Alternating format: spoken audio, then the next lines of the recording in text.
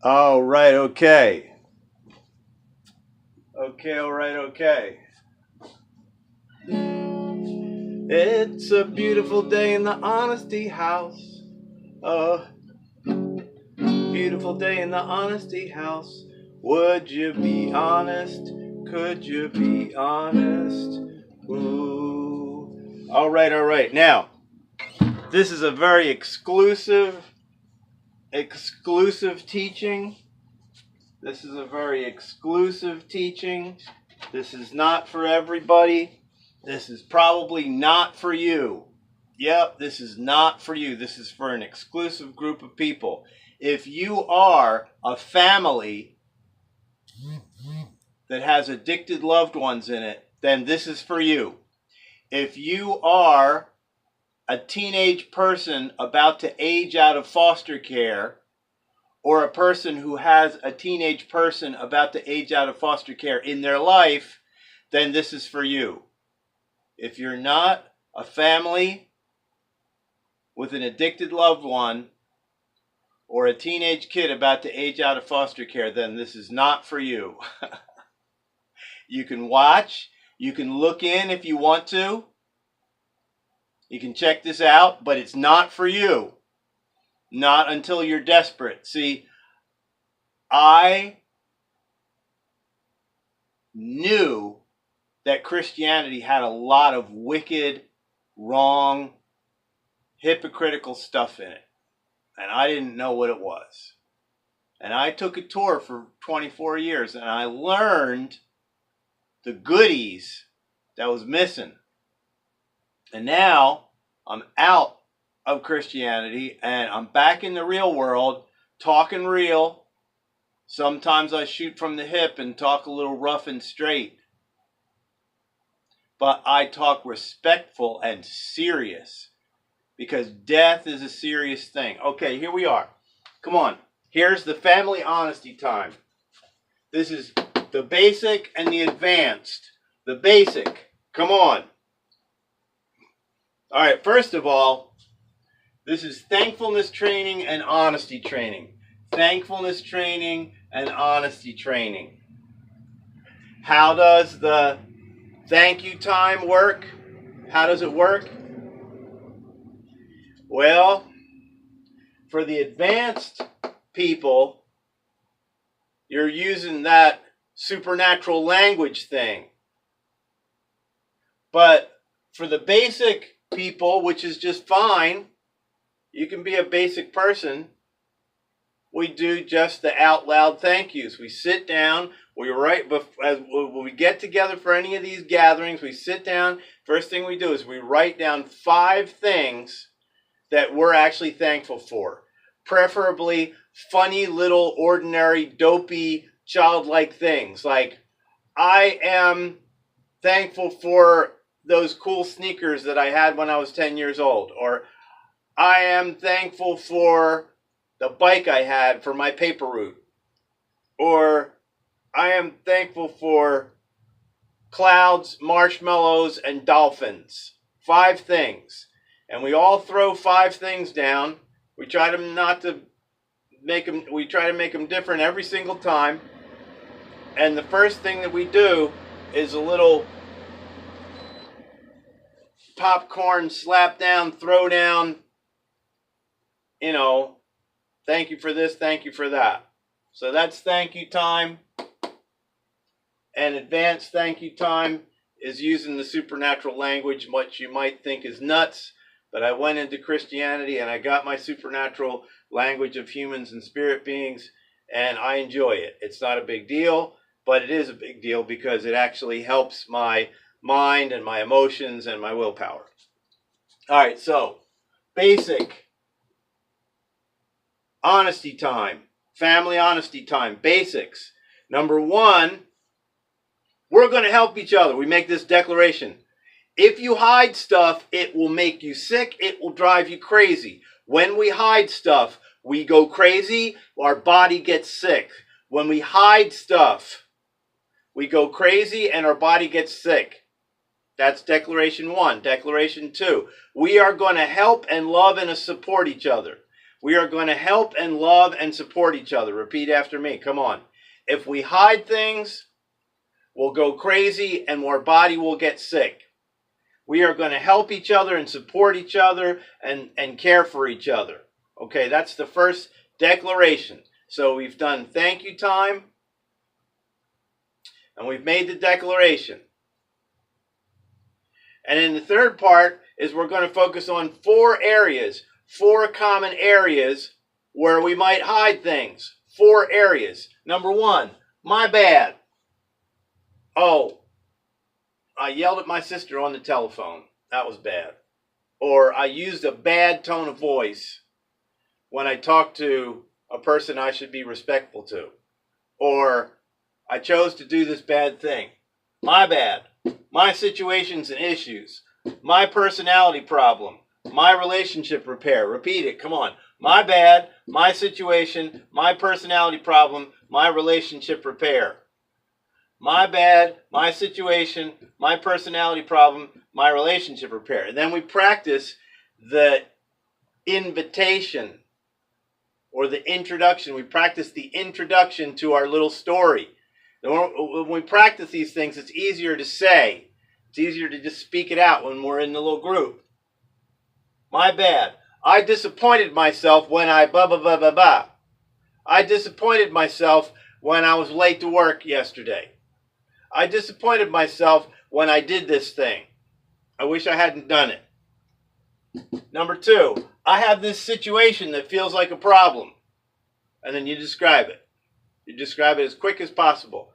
The family honesty time, 15 minutes. 15 minutes on the funky little kitchen timer. Where's the funky little kitchen timer? 15 minutes on the funky little kitchen timer. Click, click, click, click. That's it. 15 minutes. I got this at the supermarket for $6. 15 minutes of little throwdowns. When we're doing the family honesty time, it is not a time for crosstalk. It is not a time for discussion. You shouldn't even respond to anybody. You're just listening to what's in the hearts of your people. Okay, wait a minute, I forgot. I was bad.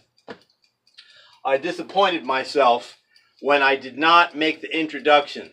First part of the whole introduction is, okay, do not be uncomfortable with this whole honesty workshop thing.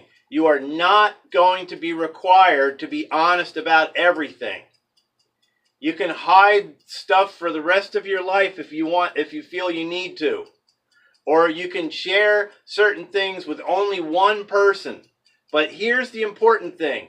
Find in your heart some of those little things that are actually problems and put them out on the table, the ones that you actually do want to discuss later on and to get help with later on.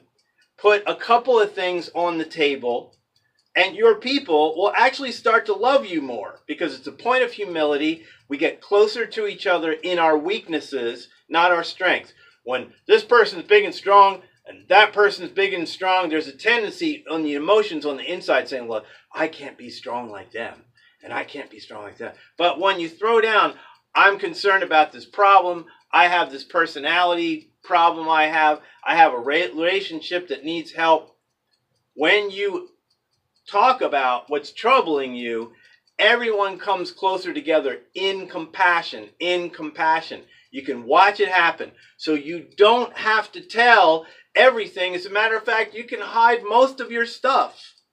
But even if you throw 1 or 2 things down, you are going to feel better, and people are going to feel better about you because you're opening up in a way that will allow somebody to talk to you about something that's really important to you. Not just like about small talk and fluff. All right? So, 4 things. My bad, my situation, my personality problem, my relationship repair. Okay, here's how we introduce. We just practice this. Follow after me. I disappointed myself when I blah, blah, blah. When I spoke to my mom in a really nasty tone of voice. I disappointed myself. I have this situation that feels like a problem. I probably need some advice or guidance or insight on this thing. I have a situation that feels like a problem. Say that. I have a situation that feels like a problem. Then you describe the problem. Okay, next thing, my personality problem. I have this personality problem that I wish I could change. I want to be a lot less this and a whole lot more that. I want to be a lot less this and a whole lot more that. I have this personality problem that I wish I could change. Come on, say it after me. I have this personality problem that I wish I could change. That's how here's what I do. I do this too much. Or I think I'm blah, blah, blah, blah. And you just say it. That's it. Nobody's going to respond. Nobody's going to say anything to you at all. But people are going to be thinking about that. And just their inner compassion for you, their good energy, their care, their compassion, their serving love, their charity inside is actually going to start going to work for you right at the moment when you throw that thing down. They don't even have to say a word. As soon as you throw that thing down, as soon as you admit your problem, as soon as you admit your fault, as soon as you admit what is troubling you, all of a sudden change begins to happen. This is huge. This is enormous. I needed this for my whole life, and we're starting right here. Okay, come on. Still coming along. Number 4, my relationship repair. I have a relationship that needs repair, needs a mediator, needs a peacemaker. I have a relationship that needs repair, needs a mediator, needs a peacemaker. Come on, say it with me. I have a relationship that needs repair, needs a mediator, needs a peacemaker. See, you got 4 topics you can talk about. I disappointed myself when I da-da-da yesterday. Oh, I have this situation that's on my mind. It feels like a problem. Oh, I have this personality problem. You guys all know it, but I just wanted to mention it again. I'm always doing this and I'm never doing that. And then I have a relationship that needs repair, needs a mediator, needs a peacemaker. All right, that's basic. All you got to do is put the thing on the calendar, set the timer for 15 minutes. Maybe you can go 20 minutes if you want to. You get together some loved ones, especially the kids. Come on, teach the kids how to do this. They will grow up as better people than we ever were. I'm serious. This is enormous, all right? Thankfulness training, honesty training. Okay, that's the basic, all right? That is the basic. That's for everybody. This is for the atheist, the non-believer, the person that doesn't want to have anything to do with religion or spirituality or anything. You can actually prevent suicide, depression, drug addiction, porno addiction, game addiction. You can prevent troubles from coming to your kids and your friends and your marriage if you just institute this tiny little thing. They don't do it in the churches. I toured the churches. They barely do it in, group counseling. This is us. This is my thing, boys and girls, right here. This is a Crowned by the Trail family honesty camp. Come on in and get trained, or invite me to go to your place and I can help you out. I can help facilitate a meeting or two, and then you can roll on your own. Contact me. Okay, now advanced. For people who are advanced. People who are advanced means the people who are thinking that they're spiritual and thinking that they know God, okay? We're going to hit some of these. There's a lot more stuff. The 7 demons worse. Do you know what that's all about? The weakness of my station. All souls are totally equal. A little child is equal to a 70-year-old adult. A man is equal to a woman. A rich man is equal to a poor man. A man who is spiritually trained and who has studied religious wisdom his whole life is equal to a person who has just this moment discovered that there is a spirit that we can interact with.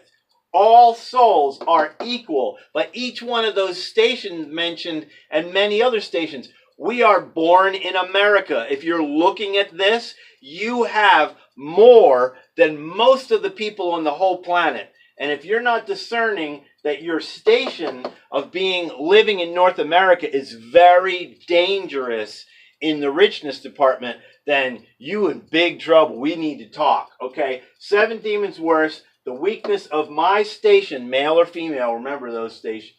Men have weaknesses, and women have different weaknesses. Celebrate unclean spirit affliction. All right. None of us are pure and perfect. All of us have measures of troubling spirits that hang around us. They do not have possession or total control, but they are waiting to shove us in the wrong direction right when we're about to do something courageous, right when we're about to do something that would really change things for others. We end up having a thought, a fear thought, or a negativity thought, and that comes straight from the spirit afflictions that we are close with. Celebrate and talk about and let people really know about your unclean spirit afflictions, the areas where you have remained weak.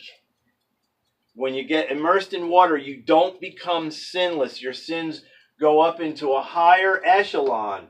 There are higher expectations of you, and most of your sins, biggest sin problems, will be omissive things. Okay? Discern spiritual pride, and for you, what spiritual pride means. It means different things for different stations of people. Discern spiritual fear, spiritual laziness, and spiritual rebellion in you, so you can tell others about how you're fearful, so you can tell others about how you're lazy, so you can tell others about how you're rebelling against an actual precept that you're supposed to deal with, a responsibility, rebellion against responsibilities. Okay, then we move to the Sermon on the Mount. What person do you have bitterness, revenge, harsh judgment, or labeling or condemnation about? You have a small mind about a certain person. You've shut them out. You've shut them down. Okay, all the other stuff in the Sermon on the Mount. What are you lusting after in your mind? What are you coveting? What are you selfish about? What are you not sharing and giving? We're supposed to actually give extra cookies and benefits to our enemies. I mean, the people that are actually being nasty to us, we're supposed to you give them double treats. Okay, lifestyle sins. What are the lifestyle sins that you have engaged in, which might just be sort of like your hobbies and your family pastimes and all that kind of stuff?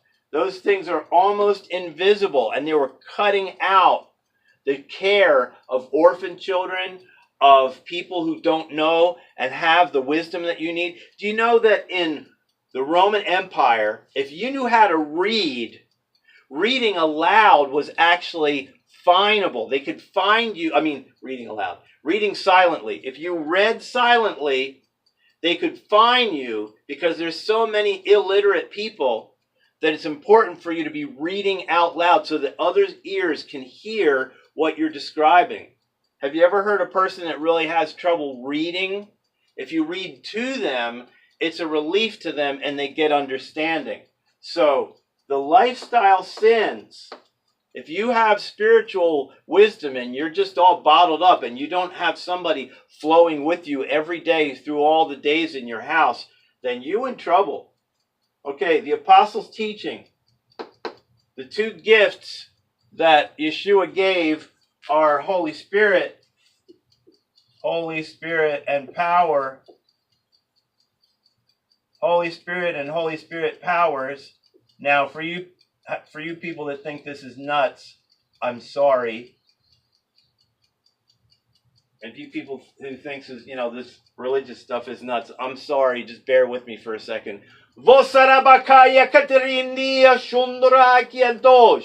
Which is to say, how many times do I have to tell you? There's a surprise language that causes your mind to sharpen, your emotions to sharpen, and your willpower to sharpen.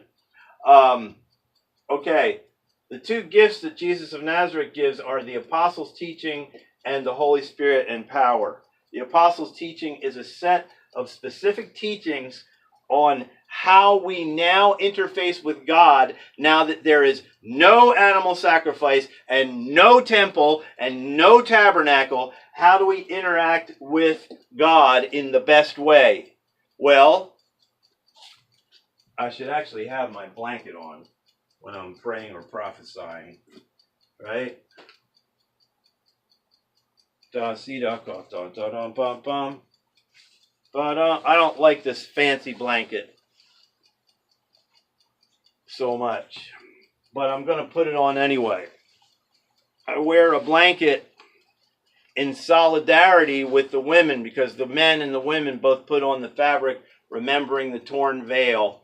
And again, you know, if you're a non-religious atheist, this might sound like nuts to you, but we understand that it is actually affecting the gender bigotry and the imbalance in the genders, and it is also affecting the invisible realm and the spirit beings. So that's the basic overview. The most important thing for everybody, is the basic family honesty time. Now, you can check into the Family Honesty Workshop, which is a special fun family icebreaker time where we do the family storytelling time. We talk about the ways that human beings go crazy, which is the Sozo list +1 plus pride. And then we actually, even though this is for non-religious people, we take the Sermon on the Mount, which pushes everybody's buttons, and we make a list of one-liners like, bitterness in your heart towards somebody equals murder. I mean, it's like all these cool descriptions that heightens the awareness of what's going on in your heart, so you can share the my bad and the my situation and the my personality and my relationships. So that's about it. Check out the Family Honesty Workshop. If you want me to help you facilitate that, get in touch with me. Use the videos. Just use them. I'm putting these together because I needed this for all 61 years of my life. When I was a kid, I needed this so bad. And right now, I'm in relationship with people where there's still communication breakdown, primarily because no one was trained in honesty in their nice little spiritual lives. So they're literally in denial and acting as if there's nothing wrong with them whatsoever, but they've never been in an atmosphere where people were flowing with their shortcomings and actually sharing areas where we actually need to improve. The next stage of the whole family honesty time is questioning others' behavior, others' lifestyle choices, others' use of their money and their time. Remember, the use of your time, oh, that was all. So, the use of your time, remember, the use of your time is more valuable than money. Because how you spend, like, picture a person who spends 2 days with a group of little children helping them to read. Okay? Now, take that person away and send them to a car show where they're basically hanging out with a bunch of really cool antique cars and just chit-chatting with a bunch of people. Now, which of those two things is a more spiritually advanced using of time? Now, if you can combine the two together, where you're teaching kids to read and you're enjoying the car show at the same time, now that's my kind of action. That's family honesty camp type of action. That's all for now. Come on. Do the basic thing. If we hide stuff, we're going to go crazy. Our body's going to get sick. But we're going to help each other. We're going to support each other. That's the first two statements after our thank you time.